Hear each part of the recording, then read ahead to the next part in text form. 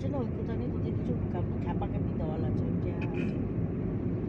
আমরা সবাই এই গরমে কেউ বেরোয় না, আমরা সিনেমা দেখতে যাই। আমরাই কি সুস্থ, সুস্থ নই। মুনমুন দেখো না, আচ্ছা বিয়ে বাড়িটা করে এটা করতে পারতো না, করবে না, টাকা দিয়ে হলেই করবে না। বিনা পয়সায় কে কাকে খাওয়াবে বলো দেখিনি।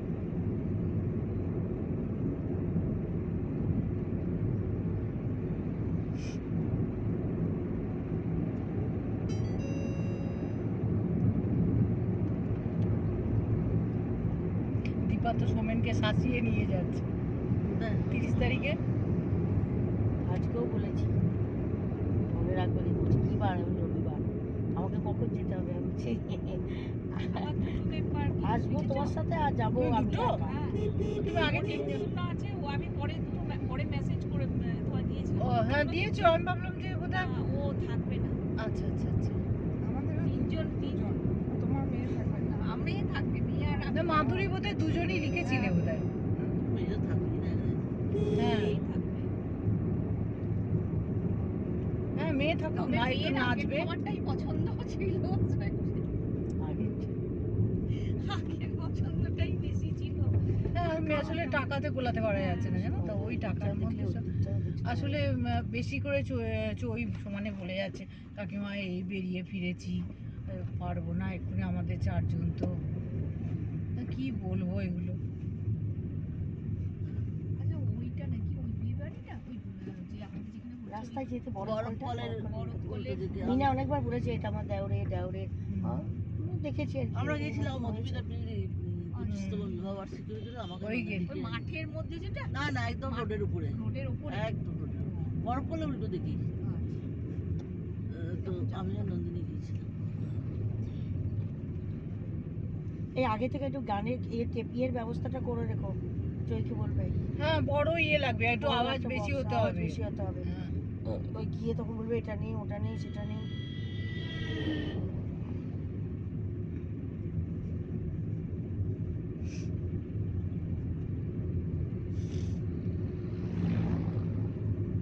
আমি তো 5,000 টাকা আজকে চৈকে দিয়ে এলাম। হ্যাঁ অ্যাডভান্সটা দিয়ে বললো দাদা আজকে কালকের মধ্যে ওকে 5,000 দিতে হবে, আর 29 তারিখে ততদিনে এই শনিবার, আমি তো বললাম আমাদের তো উঠেই যাবে তখন। শনি রবি রিহার্সাল রাখবে। হ্যাঁ রাখো, শনিবার না রবিবার রাখো। এই রবিবারটা আমি থাকবো, হ্যাঁ আমি এই রবিবারটা পাচ্ছি না। তাহলে শনিবারটা রাখবো। হ্যাঁ রাখো, তাতে তাহলে দেখো তাহলে শনি রবি দুদিনই থাক, শনিবারে টাকা নিয়ে এসো, যারা শনিবারে আসবে তারা শনিবারে টাকা নিয়ে এসো। আর টাকাগুলো না হলে 29 তারিখের মধ্যে জমা দেবো কি করে?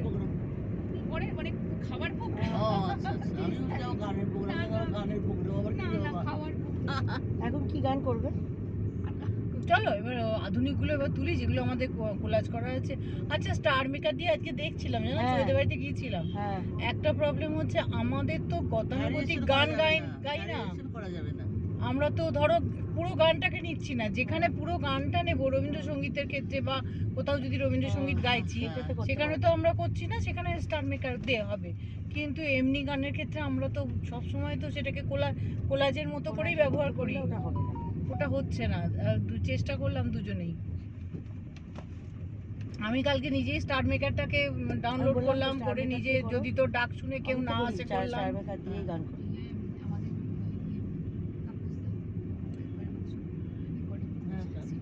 আমাদের দীপার গলা কিন্তু সত্যি করে রেস্ট দেওয়া দরকার জানো দীপা। আমি এখনো করবো না। না অন্য কিছু না, আমি দেখলাম তোমার গলাটা না আগে যেটা লোকগীতির যে গলা ছিল তোমার, তার মধ্যে তোমার একটা এখন একদম একটা কর্কশ ভাব এসে গেছে গলাটার ঠিক আছে, মধ্যে। একদম গলার অবস্থা খারাপ। কথাটা আসতে হলো ওই যে ওর শ্বাসকষ্ট আছে বলে ও জোরে থ্রো করে জিনিসটাকে, ওইটা একটু চেষ্টা করো আস্তে কথা বলতে।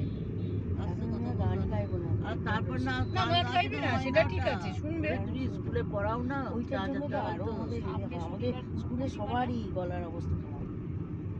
নিবাতে যাবে নাকি? কোথায় তাহলে যাওয়া দরকারই তোমাদের বিয়ে হ্যাঁ। নিজেদের কাছে তাই বলছি। যাওয়া, হ্যাঁ যাবো তো আবার বাবা। আমার নেমন্তন্নও আছে মেমারিতে, শনিবার কি করবো জানি না। গুরু পূর্ণিমা এসে পড়ে নাকি? জুলাই কত তারিখে? জুলাই 21শে জুলাই। হ্যাঁ, জুলাই দেরি আছে। তখন আমাদের এক বন্ধুর বাড়িতে হয়, ও নেমন্তন্ন করে রেখেছে। জানি না যদি কি করবো, সবাই গেলে যাবো। জুলাই কত তারিখে? সেটা 29 জুলাই বিয়ে। ব্লাড ডোনেশন ক্যাম্প আছে এই রবিবার। এমনিতেই হবে। হ্যাঁ সুবিধা যখন সোজা দেখে যাবো? ফোন করছে যাতে তোমার দাদাতে সোজা এক্সপিরিয়েন্স আছে, সেই জন্য একদম সব জানছি। জানছে ঘর বা ইয়ে ভাড়া, বাস ভাড়া, গাড়ি ভাড়া। এই সপ্তাহে আসেনি বললো সুবিধা। আমার কাছে ভালো হচ্ছে, খুব চিন্তা করছি।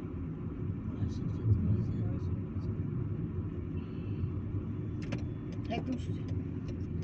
তোমাদের সব সিনিয়র তো ওরা না? এই আমরা কোথায় প্রোগ্রাম করতে এই বেরিয়ে এসেছি? এই তো যাই, এই তো যাই, এই তো রাস্তা। চিনতে পারি না। এই তো মিউনিসিপ্যালিটি অফিসটা দেখবে না, তাহলে তুমি ভেতর ডান ঢুকে দিকে। একটু এগোই আমি। দাঁড়া দাঁড়া, এখন থেমেছে নাকি তাই যে? এই দেখো ডান দিকে মিউনিসিপ্যালিটি অফিস। আর চুপচাপ থাক। তারা বাবা একদম ঢুকে গেছে। ও এইটা না? হ্যাঁ, চলে।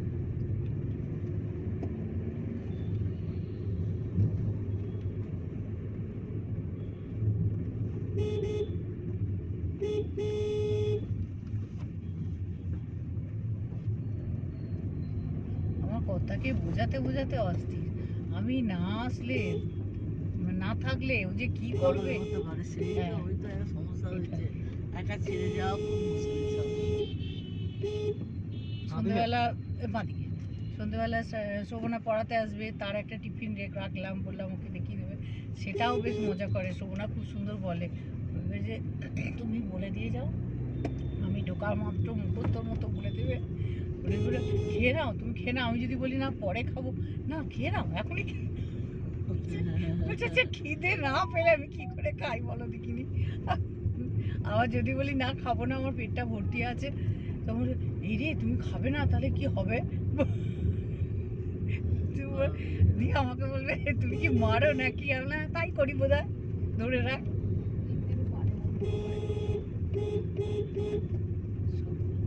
কালকে টিফিন নিয়ে যাব কি, কালকে কি করে যাব, রাত্রে কি খাবো, এত রকম সব থালায় বেড়ে বেড়ে বেড়ে ফ্রিজে ঢুকিয়ে দিয়ে এসেছি। এবার যা করবে করবে, আর পারি না।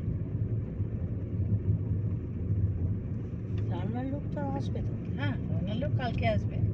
আমার তো একবেলা, সকালে তো করতেই যায়। আজকে তো তেমনি আসেননি তিনি। আমারও তো বলে, আসেনি। হ্যাঁ আজকে বলে গিয়েছিল, কালকে রান্না করে নিয়েছিল দুবেলা, দুদিনের।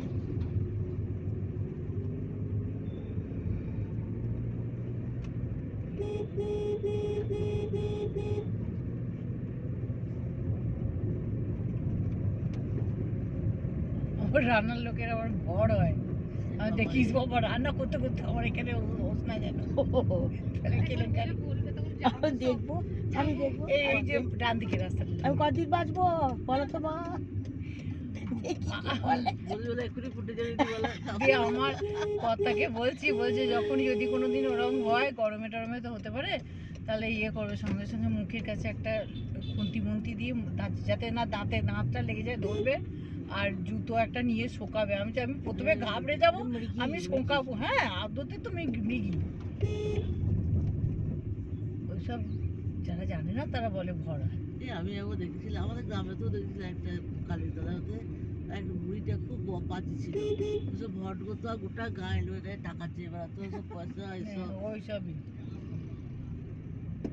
আর ও এক একটা যা কথা বলে না, শোনো, দশহরার আগের দিন আমি বলছি, কালকে কাকিমা আমি কিন্তু ল্যালে জিনিস কিছু না দেবো না। আমি তার মানে কি ঢেঁড়স? বলছে হ্যাঁ। আমি কেন? বলছে ওই যে এরম এরম করে যায় না। আমি বলছি ও, বলছে কাল তো পুজো আছে। ওর কথা শুনলে হাঁস পড়ে কি করবো বুঝে উঠতে পারি না, এক একটা যা বলবে। আমার